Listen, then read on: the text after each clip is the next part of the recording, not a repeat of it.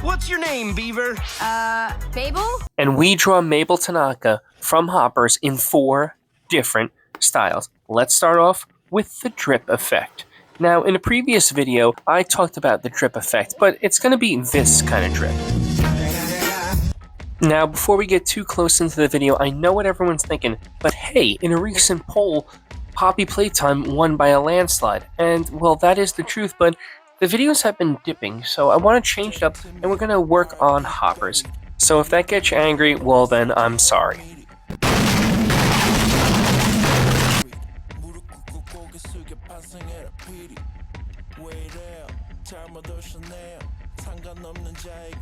For this overall section, I'm not going to make it too cartoony, but I'm not going to make it too realistic. It's going to be like a nice little happy medium.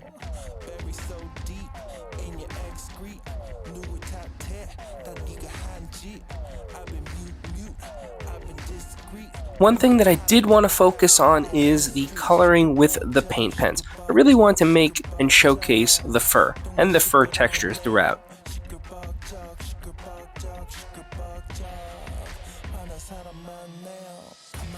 It's right about here that I pulled the cardinal sin with Poscas. I pushed it down and yeah, paint just went everywhere. So a little fun tip at home when you're using Poscas, make sure you press the tip down, not on the project you're working on, but on a side piece of paper to make sure the ink is coming out, and make sure you shake it so that it has proper ink flow. I had to rework this entire section.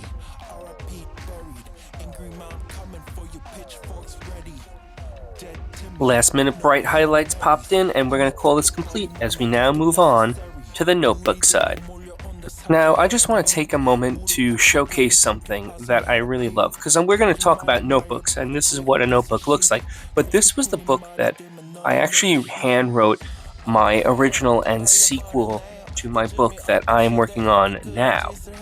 I have this book out on Amazon, and it is my passion project. It's what I love, it's what I hope and aspire to add to the community and to my channel. So, for those of you who want to help out or who want to help out the channel and really love reading, I'm going to drop the link in the comments and in the description.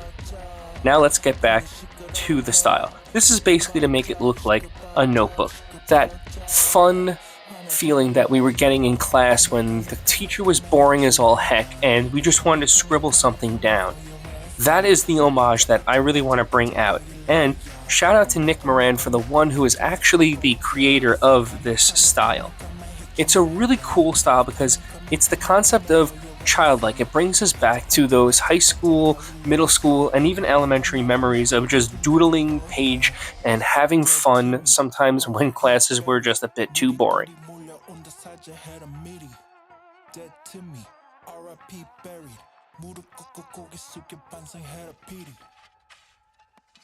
Now that we're done doodling, let's make Mabel extra scary. Here's a story that's really scarifying. I'm such a pro YouTuber that I forgot to actually record the beginning part of the sketch, but that doesn't mean it's not all for naught. And that is because I'm going to show you one of the best tips for inking.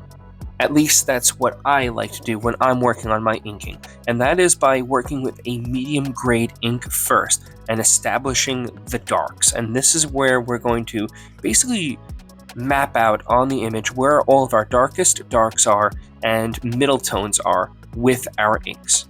This way we kind of have an idea of the shape and the textures that we want to employ. So I am throwing out where some of the dark highlights are happening, where the teeth are kind of having those cracks and crevices on the teeth, and by putting these darks down on the page now, we really get to shape the image.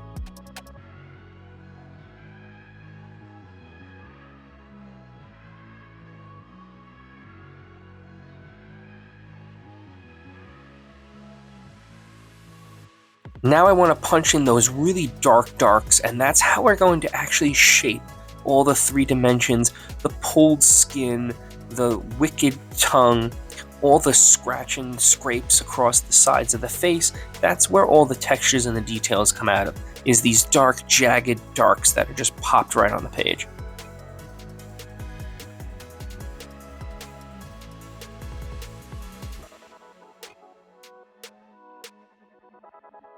And the best part is when you do all these grays like this, all you have to do is just pop in color. If you're a beginner artist and you're struggling with making things look three-dimensional, try working in grays first, then work on color theory. So as you can see here, I'm throwing in some purples and some blues and some beiges and some light colors. I'm not using white and I'm not using black.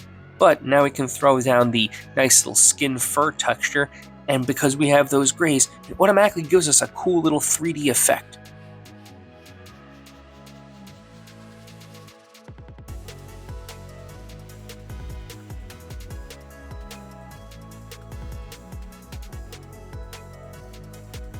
I'm not so much worried about realism here as using the pens and the alcohol markers to simulate fur, but to also give texture. Texture is really important with horror because there is lots of gore or blood or whatever that you're trying to emulate, whatever type of matter, whether it's a pustule or a bulbous tongue like here.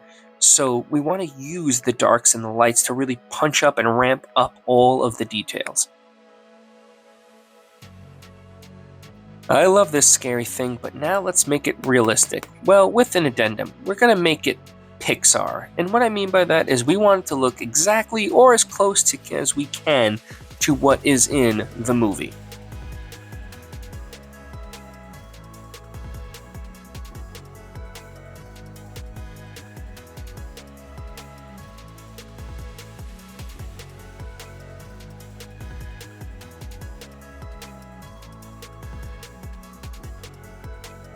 Now, for those of you who see my channel a lot, we have been working on a lot of fur characters, so here is a really good tip for getting all those fur textures down. Start with your base layers of color. So there are two separate colors here. There's a darker color on top and a lighter color on the bottom, but this is where all the fur comes in. We're going to be drawing lots of little flicked hairs on, but what we're going to do is do it a very specific way. Work very lightly. These are all light pressures. This is the first stage of fur. And you can use the same color pencil and you will see it does not change. That's how we're going to get all those 3 dimensions. By laying out layers basically in waves of the color that we're going to slide down on top, we're going to showcase how the fur bends, but we're also going to build 3 dimensions. So now as we work darker with that same color to pop in the darkest darks, we're going to blend those darks over, and that's how we get 3-dimension with fur.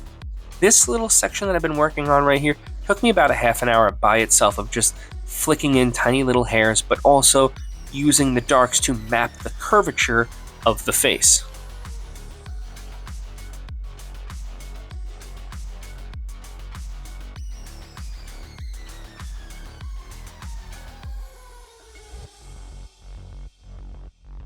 Again, we're repeating the process that we were doing before, establishing the darkest darks, using yellows here as a highlight, and then using the darks to once again wrap the fur with that nice rounded texture to show where all the lightest lights are.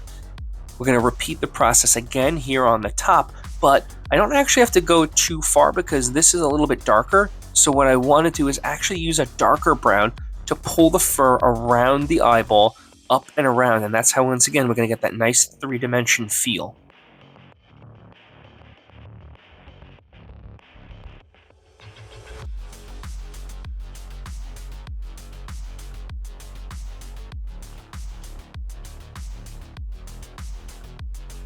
And at the 9-minute mark, if you are with me for this, thank you so much. It's been a blast to do this piece. It's incredibly fun. I love the way it came out.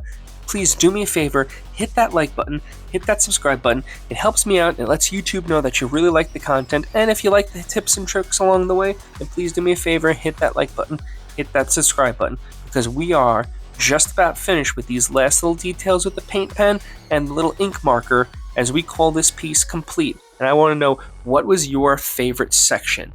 Was it the realistic, the horror, the drip, or the notebook? Let me know in the comments, and as always, I shall see you all in the next video.